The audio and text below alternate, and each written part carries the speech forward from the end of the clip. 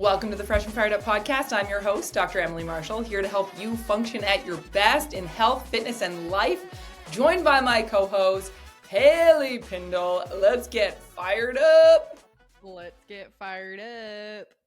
Heck yeah. Hailee, how are you? Are you feeling better? Because after your Mexico trip, you were like, you were kind of not feeling 100%. I think I got a version of COVID or something because it's still lingering and it feels kind of like COVID where it's very phlegmy and like I still have that kind of gross wet cough and phlegm comes Oh, out and I'm like, brutal. kind of thing. That sucks. But I I'm do have sorry. really exciting news. We're getting a puppy, What? What kind? a weenie dog.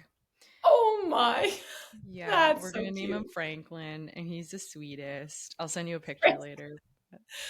Okay, that's awesome. When are you getting him? January 10th. We have to actually. Oh Oh, my gosh, we're flying to Alberta because he's an Albertan. So we're going to where the is Edmonton. I don't know. I think it's like 30 minutes away from Edmonton. So we're flying there, and then she's gonna meet us at the airport, and we're gonna get him. Are Yeah, you doing a quick turnaround? You're like that's yeah. so We're gonna close do to. like because it's only like an hour and a half away. I didn't realize how close it was. So yeah, we're just Okay. gonna get him, hang around till like probably 4 p.m. and then skedaddle home. That's great. Oh, fun. Good. Yeah. Very exciting. Well, I'm glad you're at least feeling somewhat better than you were despite the lingering. Question for you. Have you changed your programming, like how much you're training throughout your body not feeling 100%? Or have you Yes. just been going like full bore still?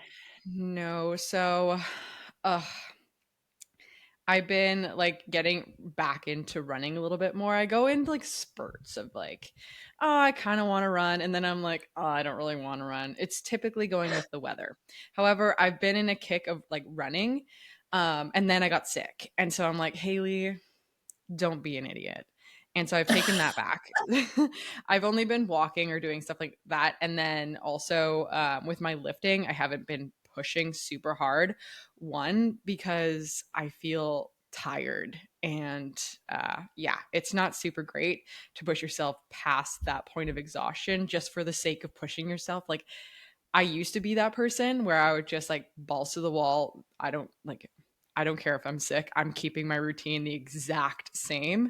And Yeah. now I'm no longer that person. And it's definitely helped with like the healing part. I think that you heal faster if you do take a little bit of a deload or a couple weeks of deloading too.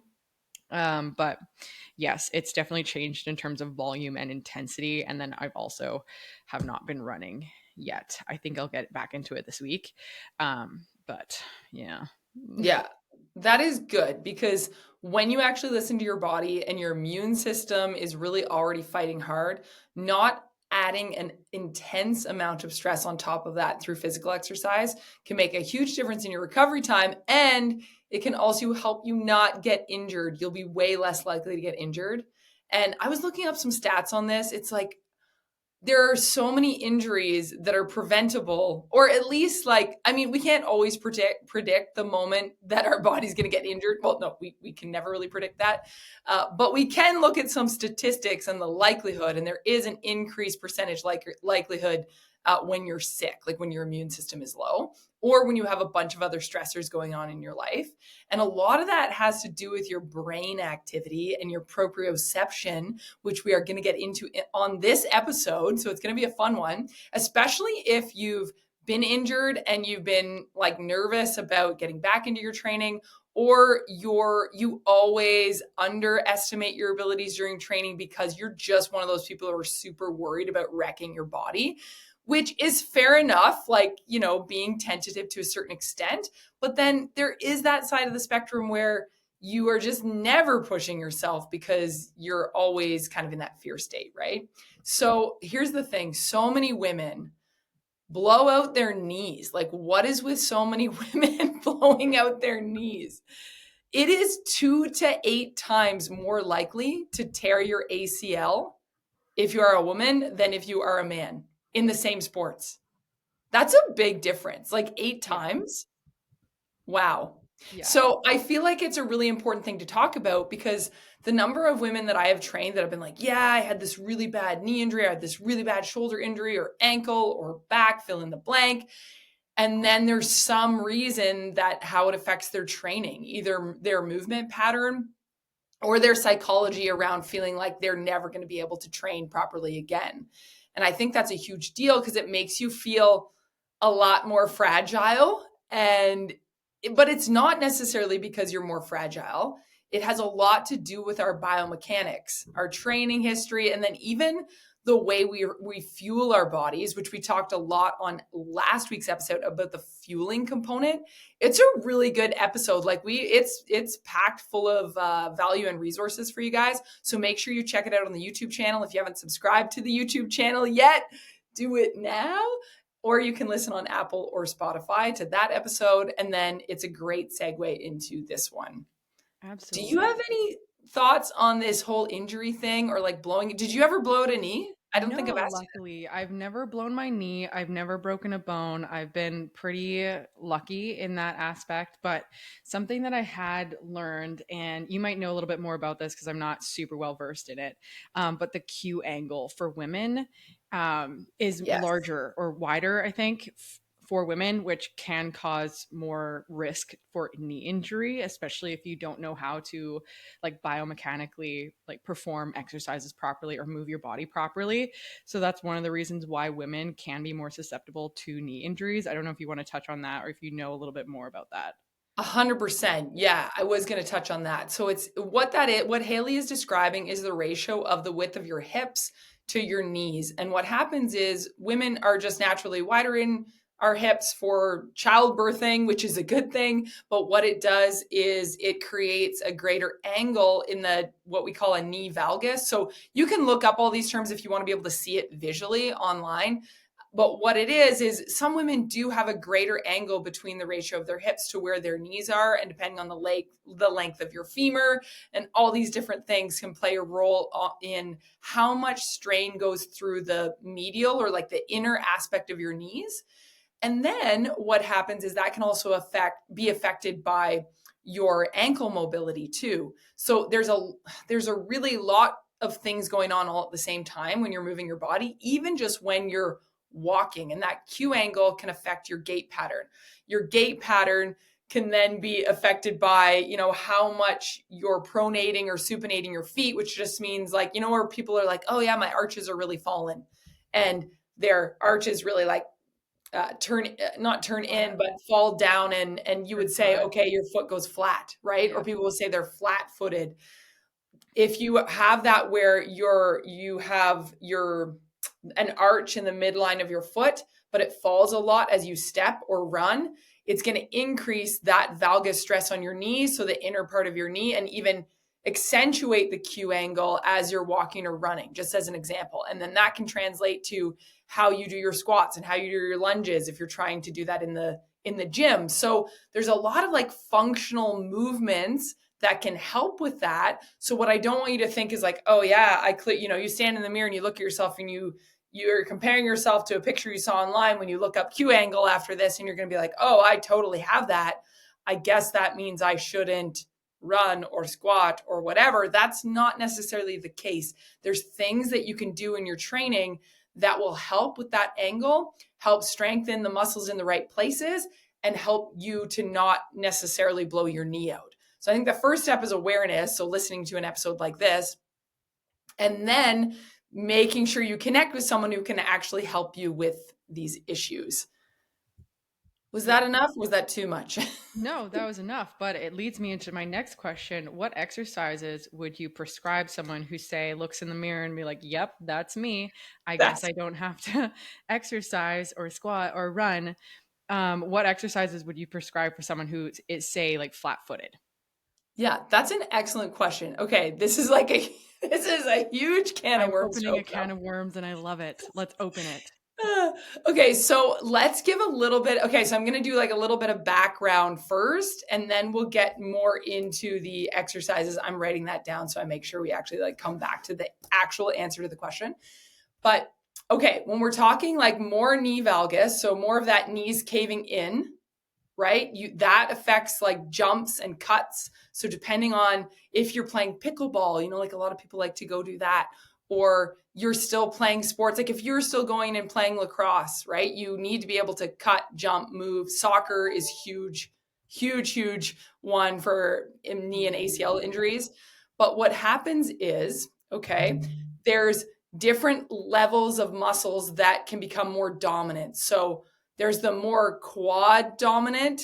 You're looking at if you're more quad dominant versus less hip and hamstring contribution. So many people who are not doing any exercises that are activating their glutes can have big issues with hips and knees and back. Actually, it affects so much how you're activating your glutes.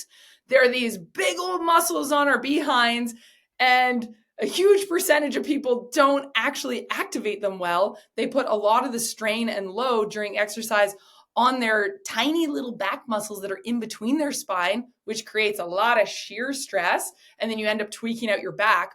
Or they're like, why would I use my glutes when I can use my quads, which is constantly putting a ton of strain on your knees? And then they're like, why do my knees hurt so much when I work out? Well, it's the way that you're activating during the exercise. So, doing exercises to strengthen and learn to activate your external rotators of your hips, which are your glute complex muscles, are huge. So, even things like putting on a mini band and doing like monster walks or like lateral monster walks, that can be, there's lots of different ones we could go. We're not going to go through a list of exercises, but training your body at a lower load of weight to be able to actually fire and activate those muscles. The other one that plays a huge role in that is your pelvic floor. We do have a whole other episode with Maria. I guess, yes, thank you, with Maria, Yep.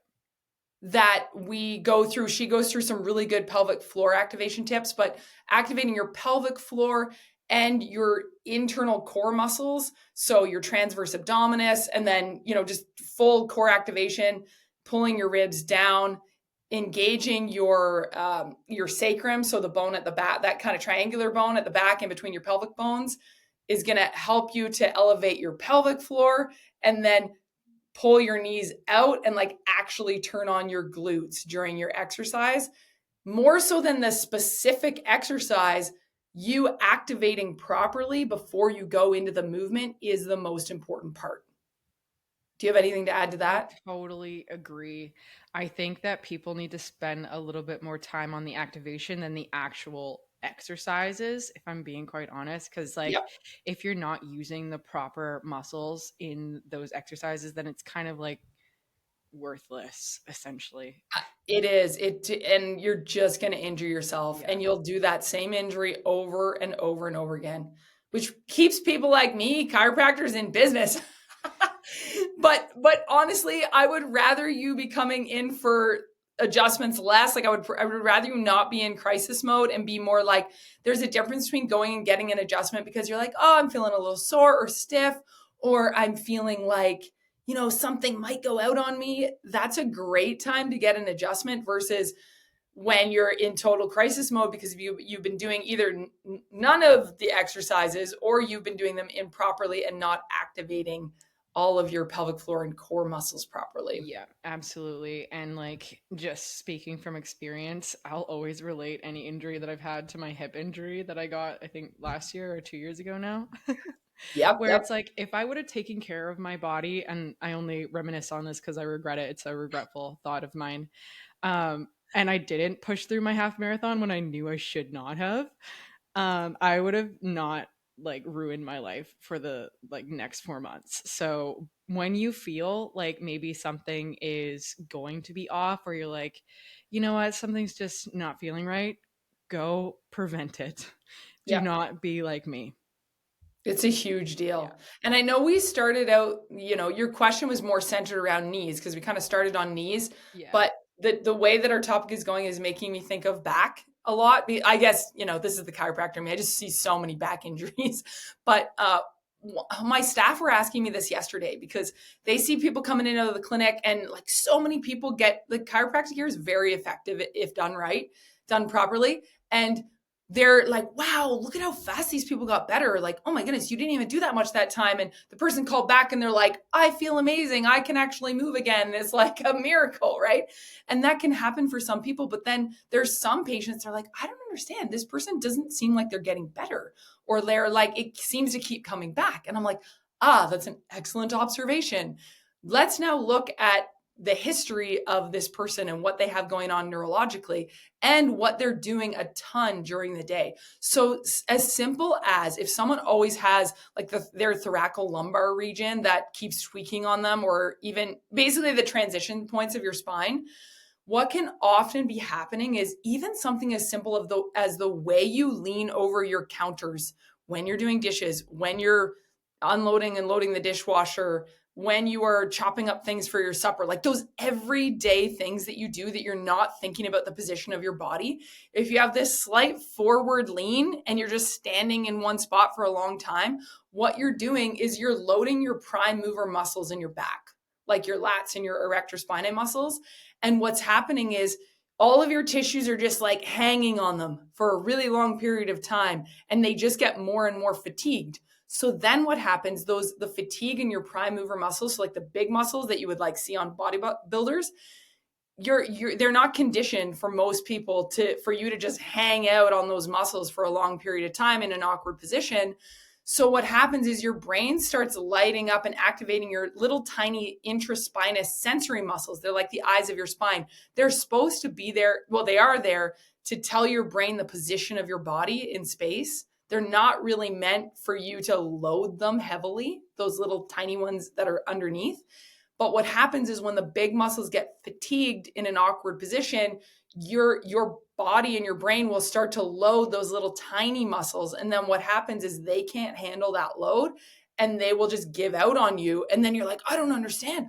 All I did was put a fork in my dishwasher, or all I did was pick a pen up off the floor. It wasn't even heavy. And then now I can't move my back, right? And it's because you're constantly coming back to these awkward positions that you're not even thinking about. So genuinely, when someone's like, squat and use your hips, like I said when we were talking about which exercises, using your glutes, even for something as simple as loading your dishwasher, it's going to feel awkward, but it's going to save you from throwing your back out.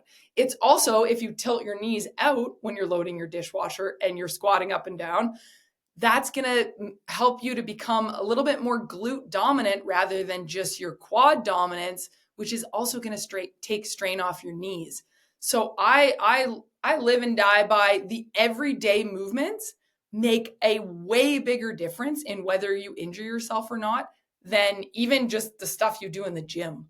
Or if you're in the gym and you're being really intentional, trying to train your body to move functionally well, you need to then translate that to your everyday life.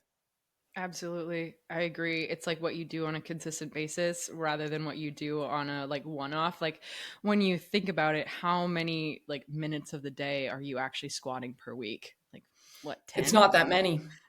No. You know what I mean? And like how many are you washing the dishes? Probably a lot more. So Yeah, if your form is not super great, like you just mentioned, on your everyday things, that's going to make a lot of more of a difference than just your one-off squat. But they do kind of complement each other, right? it It's like can. how you do one thing is how you're going to do another thing. So training yourself in the gym for the everyday life is super duper important as well. Yeah, definitely. And even if I was centering more on back with that story because I was kind of explaining it to my staff just yesterday. But when we come back to the knee injury issue, it's like, okay, let's see, you see that large Q angle on yourself. Your knees are always diving inward. Well, I guess one thing you can do is if you can start with the feet, where you train feet exercises, you strengthen your foot muscles, your toes, your arches, all of that. That's going to hold you at a higher level. That takes a lot of commitment. So I usually tell people, unless you're committing and sticking to proper foot exercises, then you're probably better off doing an orthotic and putting an orthotic in your shoes and wearing shoes more often, because that's going to help hold your foot arch up and it's going to help with that Q angle some. If you are finding that, and that translates into, so that you have less of that knees diving in when you're doing squats, jumps, lunges, and everyday movement patterns, like every step you take. So you're kind of with your knees, they're kind of the middle of the sandwich, right? We got to look at what are your hips and glutes doing, and are they activating like with the pelvic floor and core, like we talked about first? And then the other piece of the picture is like the other end of your sandwich, which is your feet, and are your arches falling in, causing more of that diving in with the knees? Is that making sense? The heel of the bread. The heel of the bread. A good pun. Yeah. So, I mean, it's kind of, we need to address both sides, is what I'm getting at. Yeah. And like I said, anything done well is going to take a lot of commitment to doing. You need to do these things regularly when we're doing it from an exercise standpoint. If you know you're super busy and you're the type of person that's like, dude, I'm not ready to commit to foot exercises. If you get a gait scan, like we do we do them at our clinic, where you can walk across the gait scan plate and we check, what are your feet doing when you're moving and all this stuff. When you put an orthotic in there, again, as long as you actually use them and put them in your shoes, oh my goodness, the number of people that buy orthotics and then they just don't put them in your shoes. Like, dude, they don't work unless you actually put them in. That was me. Is that you? Yeah. That was It's me. Yeah. it's similar to glasses. So it's like, Yeah. if you put on your glasses, it corrects your vision. If you take them off, your vision is still your vision unless you've done some other thing to improve it, right? So it's the same thing with foot orthotics. That's just a tangent. But yeah, when I was playing lacrosse, I got mad shin splints. yeah. And so I got orthotics, and I would never wear them because it made my shoes too tight because the arch was so like pronounced. And so I just played in pain. So again, You were don't just lead like, by my example. learn the hard way. That's But I've actually been doing foot exercises ever since, like, I think 4 years ago, I think, because I do have flat feet as well. And so tibialis training, and I don't know what the freaking exercise is called, but when you like turn your foot inwards yes. and like it arches or strengthening the arch and then you hold it, so like an isometric. I love that exercise, and like scrunching a towel with your feet. Yep. Do Scrunching that a all the towel with time your feet too. is a great one. Yeah, and then when I go to the gym, I actually really love it because like my mind muscle connection is more so with my feet.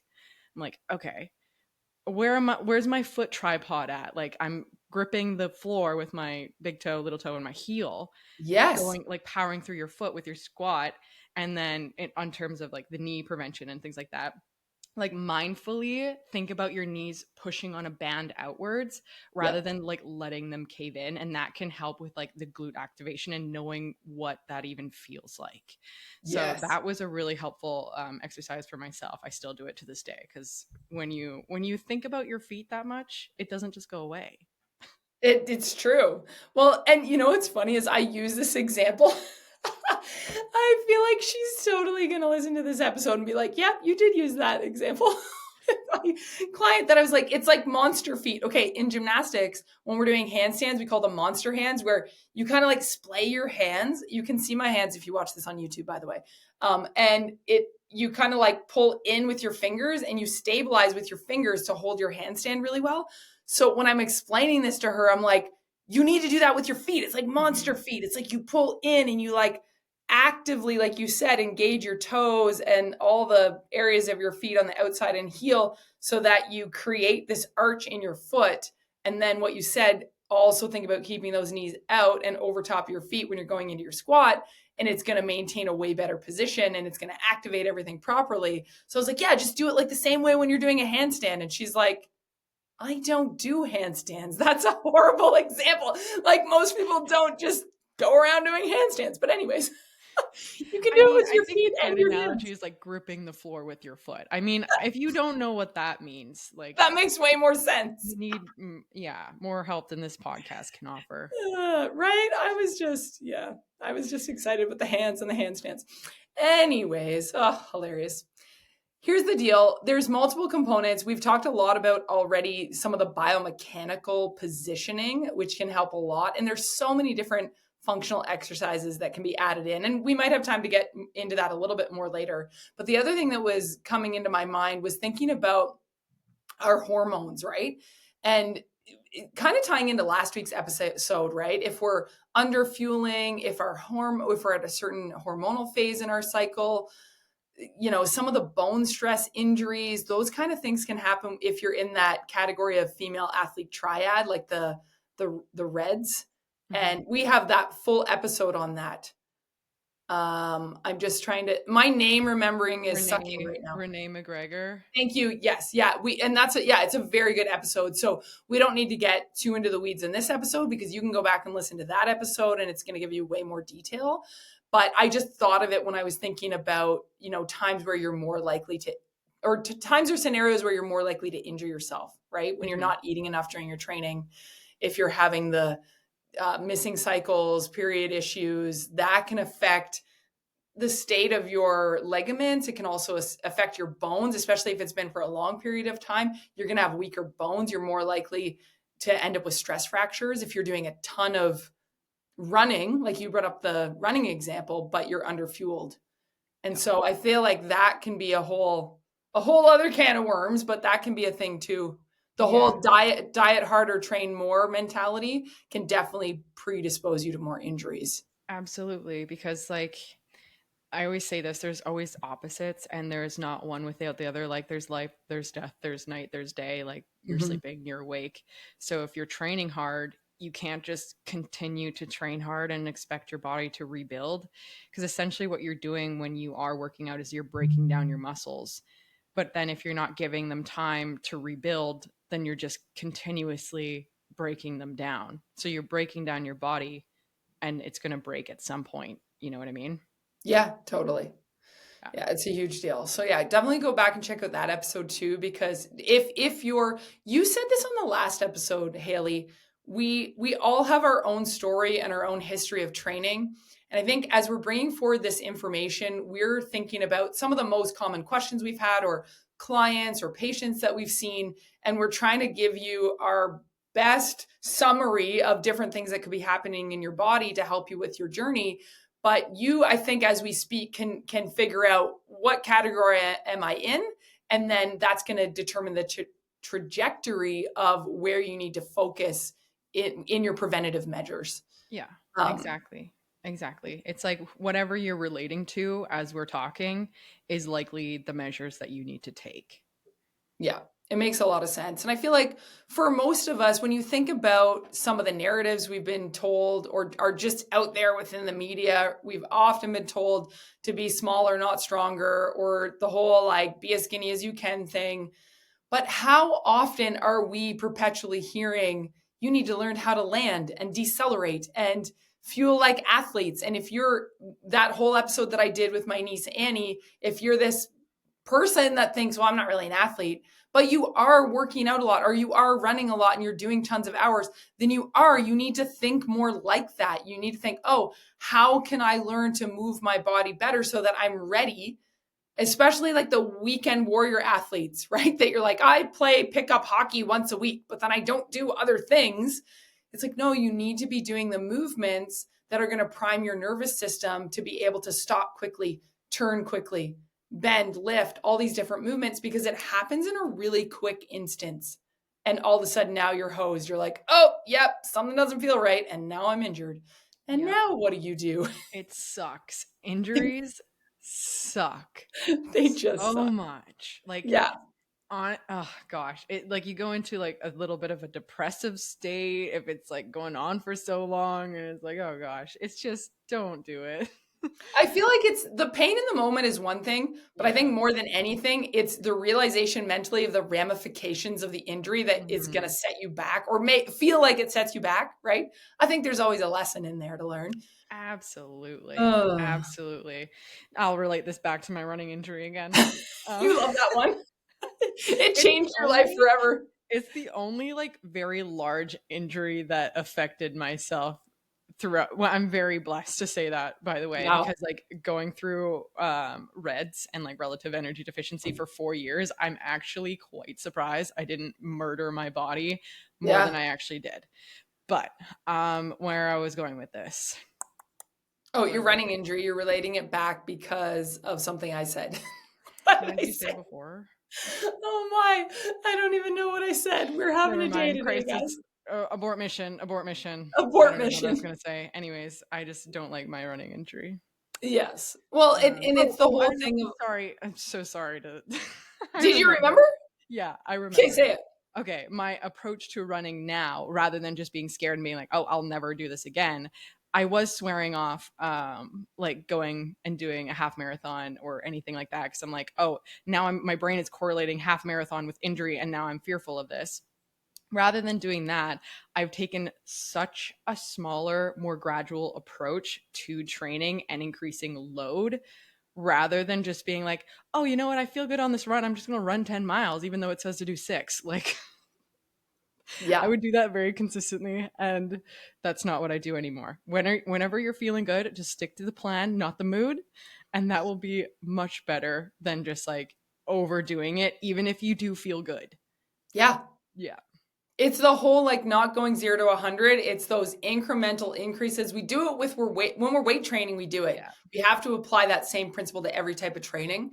And a big thing that is good for you to learn about and know about is it's neuromuscular training. You can do it with neuromuscular training and plyos, neural priming in your warm-ups. This is huge. Okay. So all it is, guys, it's so simple. It's ridiculous how simple it is and how many people skip it when it's like it's going to save you so much. You just go through the movement slower and without weight, and then you build your way up. So if I'm warming up for a heavy deadlift, what am I going to do? I'm going to pick up the bar and I'm going to go through the deadlift motion with no weight on it. What is that doing? Well, what it's not doing is giving me a hard workout, but what it is doing is it's priming my nervous system with the same neural pathway, the pattern of the movement before I stress the muscle. So what it does is it wakes up those little sensory nerves and muscles in all the different joints, and it says, oh, okay, what movement is she doing? Yeah, she's done it multiple times now. She's probably going to do it again. Now I add a bit more weight for my first set. And I'm like, oh, I sense there's more load. Your brain senses more load. And then it adapts and it says, oh, I need to like really turn on. I need to send more neural activity and more circulation to these muscles to make sure they're ready for the load. That's why when you progress, you start at a certain point, and let's say I'm like, okay, I want to do lower. If I'm in a state where I'm doing lower reps, like I'm building to a 1 rep max, I'm not just going to throw on my max weight. I'm going to throw on, I'm going to do my neural priming with the bar. Then I'm going to go, okay, let's lift a 75% of my max. Then let's lift 85% of my max. Then let's lift 95. Then let's try to push it above my previous max. And then I might just lift that one time until I completely max out. If you go right to the heavier weights without any percentage increase or any neural priming, that is the point when you're going to injure yourself. Yeah. So think about that before you do the movement pattern. And the same thing happens when you're like, I just drove 2 hours to the ski hill and now I'm just going to throw my boots on and I'm just going to hop on the chairlift and I'm going to sit on the chairlift. And then I'm just going to start skiing or snowboarding like crazy. And then when I fall, I'm going to be surprised when I'm sore and injured after. You You know, did it might nothing. fly. It might fly if you're young, Yeah, but it doesn't fly anymore. it doesn't. It really doesn't. It really doesn't. Oh my gosh. I love that very specific analogy because I just connected it so much. I'm like, wow, Did that that is happen to literally me you? sitting on this ski lift. I'm like, yeah, let's freaking go. I haven't skied in a year. And It then you doesn't go and matter you because I'm expect so that you're going to be able excited. to go for 3 days in a row. But like after day one, day two, you're like, oh, I thought it was in shape, but now I can't walk. Yeah, because there's no like stop, like you have to continuously be in a squat and like, oh my gosh. Yes. And then you fall and like all of your stuff falls off and it's like, oh my gosh, my back is now blown and I have to go visit Emily to get a freaking adjustment. Adjustment. Yeah. So here's the deal. It's like you have to think about what are the activities you're planning on doing and what are they require? What do they require? Landing, cutting, balancing, stabilizing, and then on purpose, build those into your programming, build them into your everyday movements. That's going to help your neuromuscular system. It's basically just the coordination between your brain, your nerves, and your muscles. And so working into your warm-ups and then your cool downs can play a big role in this too, because it also affects your mobility. So again, going through those movements, that's priming your nervous system, but then making sure that on a regular basis during your cool down, you actually do more sustained hold stretches, because even if your brain is ready for the load, if you have super stiff ankle joints because you never do any mobility work, you're still going to go past the stress point of the tissue because you have no mobility. People always want to skip it, but it's, again, super important for injury prevention. Yeah, same with like tight muscles. Yeah. My brother really struggled with knee pain for a very long time, and what they discovered was because his quads were insanely tight, Yeah. like Quad for dominant. years. So it's not necessarily always like your knee that's the problem. Typically, like what you said, it's like those two slices of bread either on one end or the other. So yeah, make sure that your muscles aren't super tight and you're stretching, you're holding that stretch, you're holding on any like knots that you might have, mobility training at the end, like an all-rounded, we preach this all the time, like a well-rounded training regimen is obviously ideal. Yes, it's like the Goldilocks thing. It's like even with muscle activation, we want to be able a tight muscle is not an optimally strong muscle because there's these little fibers that overlap, and if they're pulled in and like just constantly like that, there's no more place for them to go to Mhm. contract during your movement pattern. So if they're too lax and floppy and flaccid, then it's like no, there's no strength there. There's like this, that would be someone who's like very hypermobile and you're like, whoa, you're super bendy, but they don't necessarily have the strength built. And then you've got these big muscle head dudes who are like, they can barely move any joint because their like Literally. muscles are so thick and tight that you're like, so there is this like happy medium just right where you have optimal muscle activation, you have a good mix of mobility in the joint, and you're still able to actually move your muscle, which is a very important thing for your everyday life, I think. Exactly. We're not going from one extreme to the other. We're hanging around the middle area. Look at us go, right? So, some of the things I was thinking of is because I did say neuromuscular training, neural priming, and I said plyo, like plyometrics. Mhm. If you're thinking to yourself, oh my goodness, if you're at the stage of your life where you're like, I couldn't even imagine doing like a box jump, or like that, it's a thing as you get older, like even just jumping can feel, or jumping down off something is another point where people can seriously injure themselves. If you are still in the young category listening to this, you're like, I don't know what your problem is. Like jumping is no big deal. Well, good for you. But someday you're going to hit a point where you're like, why does jumping feel harder now? And so one thing that you can do with that is like soft land jumping, almost like where you go soft landing. Sorry. So almost where you just start by going up onto your toes and kind of dropping back down onto your heels, going up onto your toes and dropping back out. So it's not even really a full jump. And you can even do that with like a burpee where instead of like going all the way to the ground and then jumping all the way up and landing because you're like, man, my body's not ready for this, you can again prime your nervous system and your muscular system by progressively loading that. So let's say we do an incline. We don't go all the way to the floor in the burpee. We just do an incline where our legs go out, they come back in, and then we just go up on our toes and reach and land back on our heels, not a full jump. Once those start to get easy, then you can actually try to take off your toes a bit. So I'm just picking a random example of like, here's how you train that plyometric so you have the ability to actually even jump. You can also do this with like single leg balance and reach. If you have reaching movements in your day, lateral hops, any of the core anti rotation work, kind of like the Pallof press, that sort of thing, right? Yeah. If you have a lot of lifting and twisting, because if you're someone who's like in shipping and receiving and you're like hauling boxes sideways all day, obviously your body gets used to that movement, right? But then all of a sudden you're like, no, I just need to help my friend move this random weekend and I never do this movement.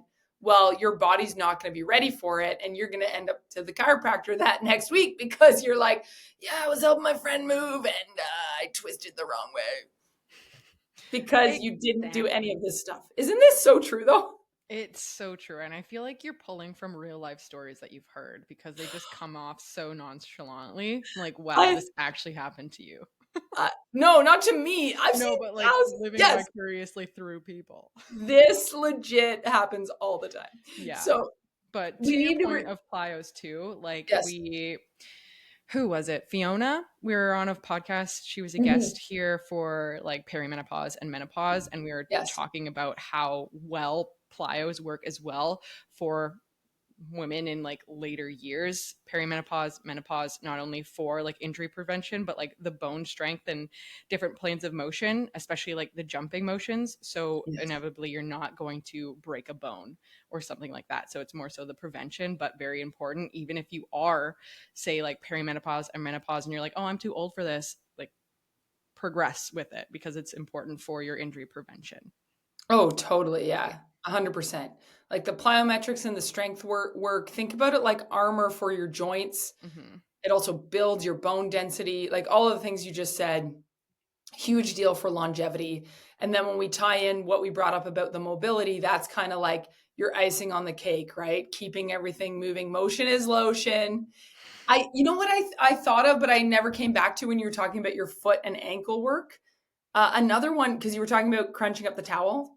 Another one that's super easy that I tell people who have had repetitive ankle rolls or ankle sprains, and they just seem to have weak ankles, like they're always injuring their ankles.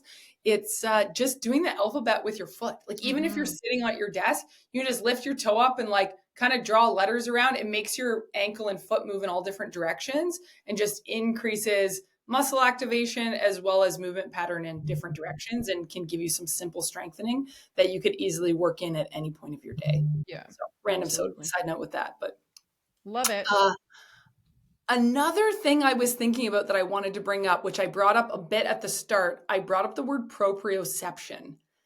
Big word. You might already know what proprioception is, or maybe I'm sure you guys just think about proprioception all the time, right? Don't you, Haley? Oh yeah, I actually do. Yeah, exactly. Well, let me give you an analogy in case you're like, why are you saying this word? It's not connecting with me. I want you to think about proprioception like it's your body's internal map, like your internal Google Maps or GPS system, Like okay? coordination. Coordination system. Even with your eyes closed, okay, your body will know where your arms and your legs are at. This is proprioception. And this goes out the window when someone's like experiencing vertigo. Their vestibular system's all out of whack and they're like, oh my goodness, what's happening? The room's spinning, your body's spinning, all of that. That means you need an adjustment, by the way. I'm going to just say that over and over again for multiple things. But because here's the deal, your brain is constantly listening to those little tiny sensor muscles I referenced earlier in and around all of your joints that all have all this intricate nerve pathways and innervation. And what it's there for is it's figuring out where your body is in space and how you can then move safely through your environment. So what happens when your proprioception is off? It's like your body map gets blurry. So this is where the chiropractic research comes in when you're looking at injury prevention and why a lot of professional athletes have chiropractors. They'll have a full team like chiropractors and physios and whatever, right? But the chiropractic spinal component where we're looking at, or even extremity joint adjusting, where we're looking at is your body perceiving at its optimal ability where and how your body is moving in space. When you get adjusted, it's gonna make that roadmap even more clear. So if your body map gets blurry, it's because your proprioception is off. Your brain is not fully perceiving at 100% where your body is in space. And this can get blurry because of old injuries, because of stiffness and pain and stresses on our bodies and awkward sleeping positions and blah, blah, blah. All those things add up. It's like which drop in the barrel makes it overflow is going to happen inevitably. It makes everything blurry within the proprioceptive system. So your brain then doesn't control your body's muscles and movement patterns as smoothly. So then your landings could feel clumsy, you trip more, you slip, you tweak your back easily, or even like you bump your head on the cupboard door and you're like, what? Like I just opened that cupboard. How did I hit my head on it? That means that your proprioceptive system is off.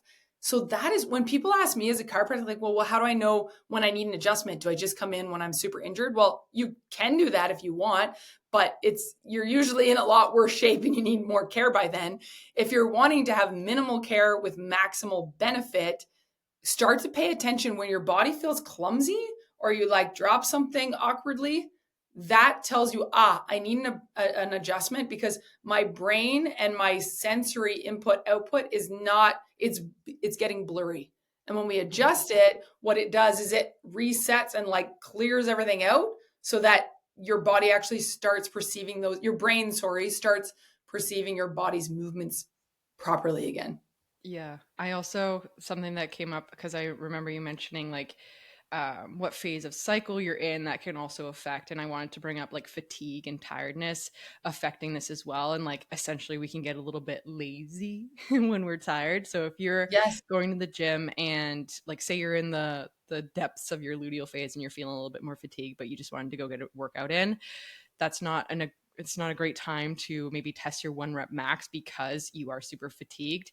And I'm sure that you've heard the quote of like being super tired is kind of the equivalent of being drunk. So if Yes. you're going into a workout very fatigued, you're not going to mentally connect to your body properly, and there might be some compensation maybe from your lower back because you're like, I just don't want to think about this right now. But if you're lifting really heavy loads, that can be dangerous if you're in a mental state that is kind of more fatigued, essentially. Yes.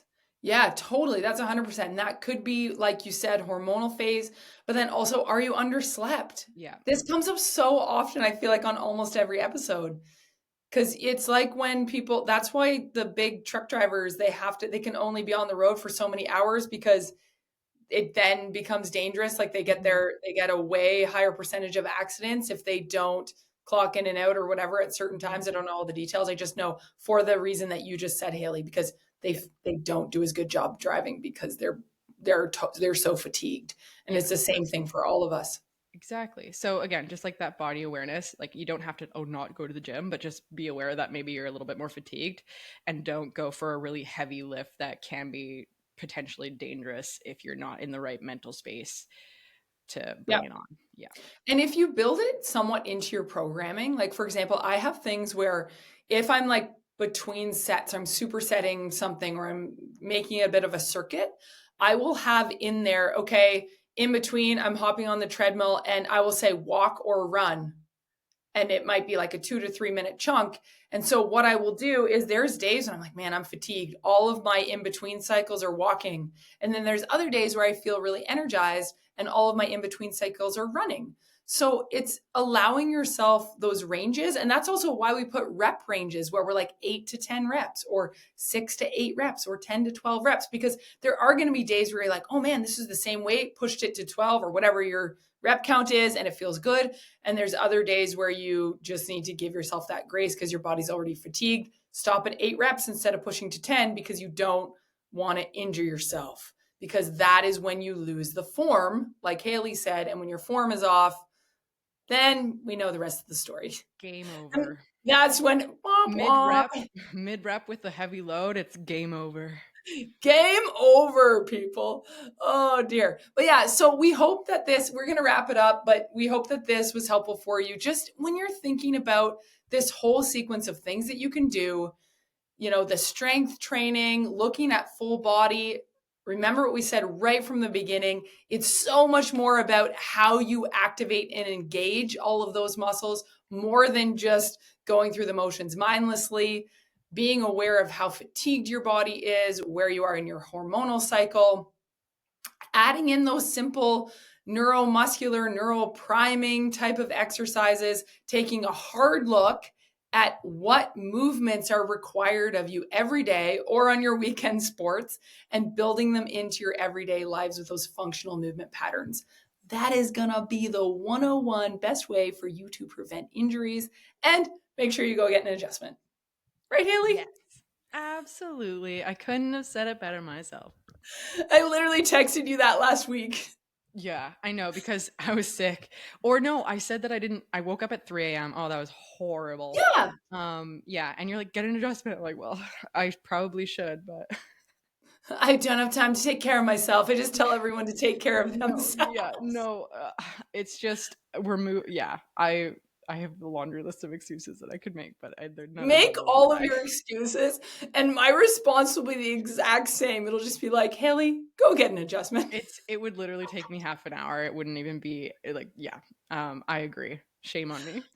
I will be expecting a text from you this week being like, hey, guess what? I went and got an adjustment. I'll just randomly text you even though I didn't. Yeah, okay, fine. Oh, Well, listen, we love and appreciate you. Make sure you share this episode with a friend because we want to prevent more injuries so that you can live your best life. Right, Hailee? Make sure you subscribe to all the channels we have because that's just fun and awesome. And in the meantime, be free, feel fresh, and live on fire.